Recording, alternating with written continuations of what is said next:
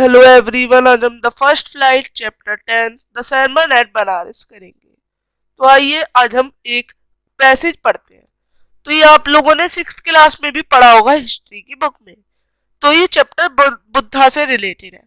किसा Gotami had only one son had he died. Kisa Gotami एक लो जो थी, एक मदर थी किसी बच्चे की जिनका सन मर चुका था।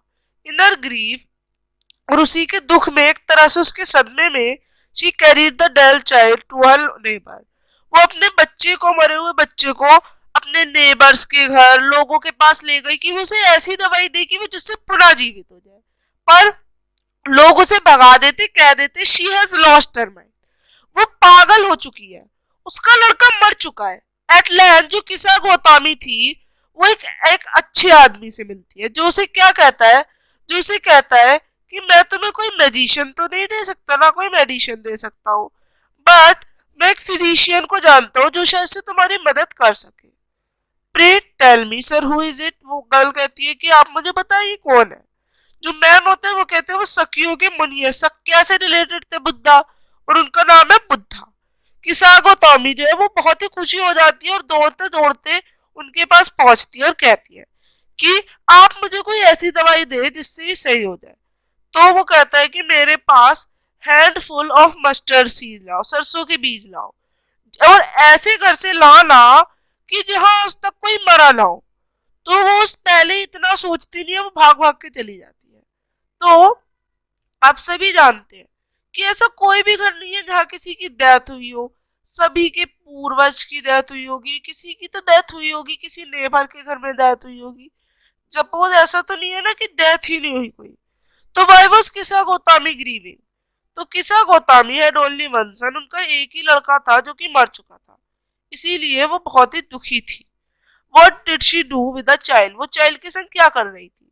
She carried the dead child, वो चाइल्ड को उठाए हुए अपने नेबर्स के पास घूम रही थी कि वो उसे जिंदा कर दे। How did the people react, जो पीपल है वो कहते she had lost her mind, उसने अपने दिमाग खो दिया। व्हाट एडवाइस, उसको क्या एडवाइस दी गई एक आदमी से। एक आदमी उससे कहता है कि उसे एक सक्या मुनि के पास जाना चाहिए, बुद्धा जिनका नाम है। अगला, what did Kisa Gotami request the Buddha to do. अब किसा गोतामी को बुद्धा क्या करने को कहती है।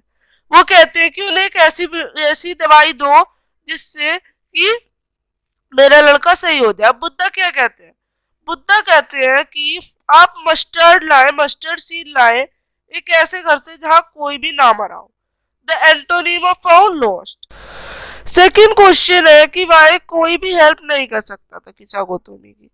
तो कोई भी इसकी हेल्प नहीं कर सकता था क्योंकि किसी ना किसी के घर में किसी ना किसी की डेथ हुई होगी, इसीलिए।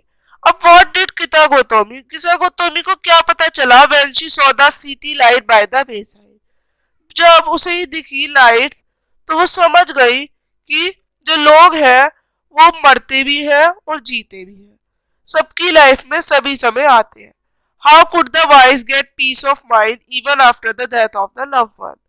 तो एक ऐसे वाइज मैन अपने दुख को समझता है। तो सबको ये ध्यान रखना चाहिए कि सब हमेशा किसी ना किसी के घर में डेथ होती है, तो सभी को मरना है, सभी को जिंदा होना है। तो इसीलिए यहाँ पे इन्होंने, बुद्धा ने यही समझाया है कि आप ये याद रखिए, आप इतना दुखी मत हो कि आप पागल हो जाए। आपको ये याद रखना चाहिए कि सभी के घर में डेथ होती है और सभी के घर में किसी ना किसी का बर्थ होता है। अगला, किसागो टॉमी लॉस्ट हर सन, उसने अपने बच्चे को खाया। अब Valli saw the life cow on her way back to the village.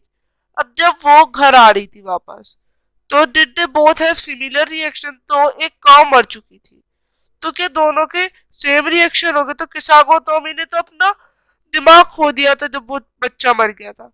पर वाली सॉ द लाइफलेस काउ, पर वो एक लाइफलेस काउ को देख पा रही थी। दोनों की सिमिलर कंडीशंस थी, देवर सैड, लोग सैड थे। सो कॉप जो थे वो सिचुएशन को समझते हैं और लोगों को कहते हैं कि आप जाइए, कोई बात नहीं।